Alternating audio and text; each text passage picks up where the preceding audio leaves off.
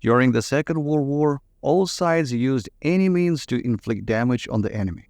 And of course, much attention was paid to a wide variety of traps, which was intended both against enemy soldiers and equipment, as well as against officers, whose death could lead to chaos in the management of military formation.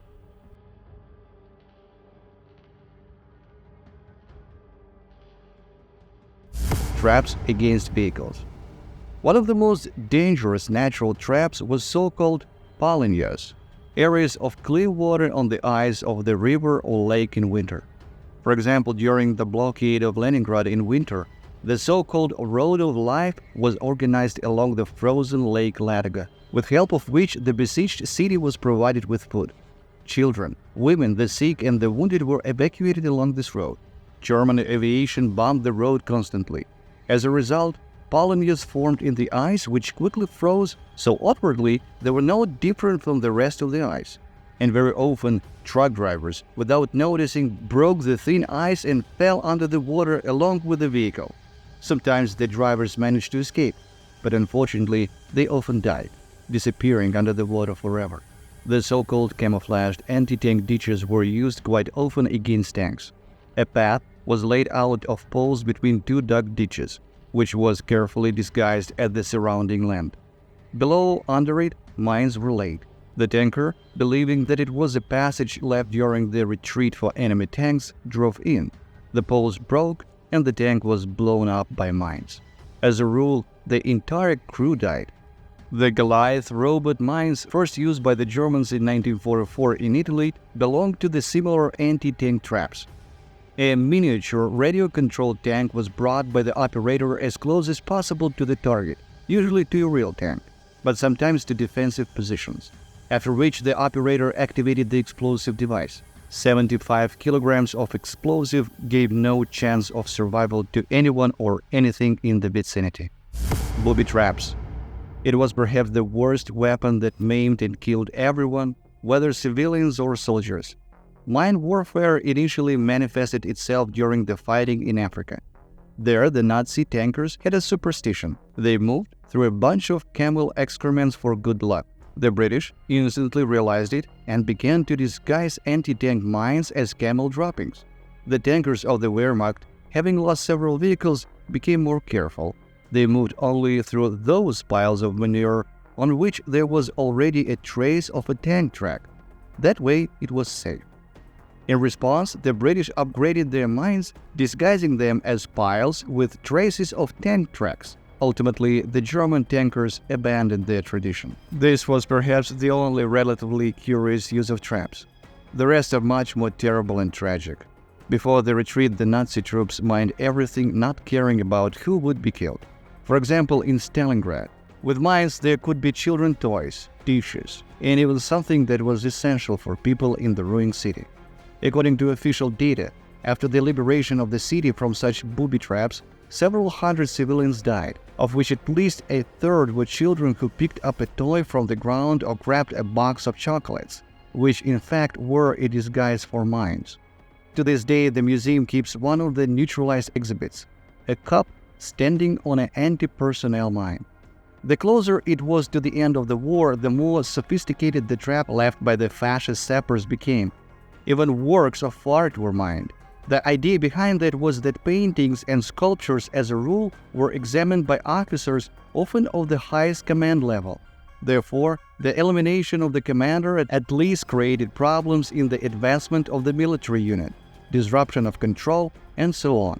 The Nazis left hundreds of various gifts for soldiers. Knowing that the German helmets became one of the most popular souvenirs among the troops, the Germans deliberately left helmets with mines or even bombs. An attempt to pick up a souvenir ended in an explosion and the death and injury of everyone who was nearby. Booby traps were chocolate bars, glasses, containers, even buckets. Open drawers were often used as well. An attempt to open them ended in an explosion. Actually, everything was mined, including even pea cans. With such souvenirs, for example, Nazi saboteurs were detained in Italy. Also, lifting a razor, scissors, and even a handkerchief could cause an explosion. Among such mines, the kitten mine was the most inhumane. the Nazi caught the animal, hid it under a bucket, laying a mine inside. The animal could also be placed in a closet or a closed room. Hearing a loud, mournful meow, the enemy soldiers tried to help the furry prisoner. In the end, both died. After several such cases, the sappers of the Red Army and the Allies learned how to neutralize mines and similar souvenirs. Here we can also note the stretch marks that were actively used by all parties. When the grenade was carefully disguised, a wire was attached to the ring, which was stretched and tied to a tree or stump. An inattentive soldier catching a wire with his foot activated a grenade.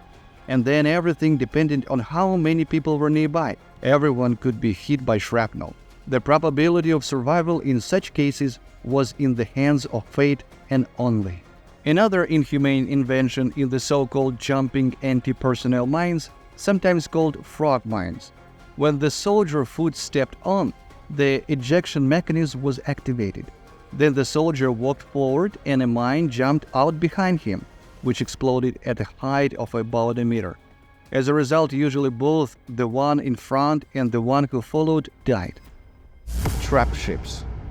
Despite the low efficiency, the use of bait ships was a rather cunning way to destroy the enemy. As a rule, such ships were used to hunt for enemy submarines. The idea was that an ordinary civilian ship would be covertly armed, including mounting torpedoes, and sent to sea. As planned, the enemy submarine, seeing an easy target, did not particularly hide. In their opinion, such a civilian ship did not pose a threat. But the reality turned out to be different. Such ships, and in fact trap ships, mercilessly shot the submarine with torpedoes. Similar ships were built in Britain, in the USA, and in Germany. The Japanese built only one, which was destroyed almost immediately.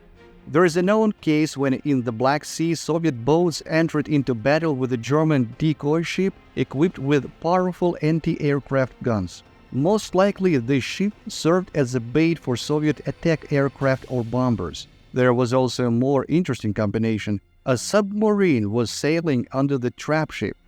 The effectiveness of this method is unknown. However, not a single case has been recorded in history where the trap ship itself became a victim of enemy submarines. Guerrilla traps. But the most inventive in terms of traps were, of course, partisans in the occupied territory of the Soviet Union. The most simple and at the same time cruel was a trap for motorcycles. At the level of the driver's neck, a wire was stretched across the road, which was fixed as a rule on tree trunks. The motorcyclist tried to pass the wooded area at a higher speed, so at least the first and sometimes the second soldier sitting behind him ran into the wire, which cut off their heads. The second trap was the so-called wolf pits. Now it is customary to say that this is an invention of the Vietnamese partisans. But even before the war, hunters set up trapping pits for bears and other large animals. With the beginning of the war, the partisan arranged a lot of such pits, at the bottom of which sharpened stakes were fixed. Especially many of these traps were made on the approaches to the location of the partisan detachment. When the enemy soldier fell down, as a rule, a slow and a painful death awaited him. Mine traps were also perfected by the partisans. The previously described stretch marks were used to protect approaches to the detachment's habitat. But other mines had a much wider range of applications. For example, the so-called weighting system was used to deal more damage. Several controlled mines were installed on the road. When the enemy column passed, only one was blown up. In this way, the guerrillas made it possible for the survivors to return and bring reinforcement. And as soon as reinforcement appeared on the road, all other mines were blown up. The second destructive for the enemy was the system of detonating mines on the railway. To protect the road from undermining, there was always a railway platform ahead of the echelon, which took the first blow, allowing the train driver to at least slow down and avoid a crash. Or the crew of the platform itself, noticing the mine, tried to shoot it. But the partisans developed another system. Several land mines and one or two mines were camouflaged along a certain section of the railway. As soon as the mine was noticed by the platform team, or it was blown up under the platform, all the mines were instantly detonated, which tore to shreds both the platform itself and the train.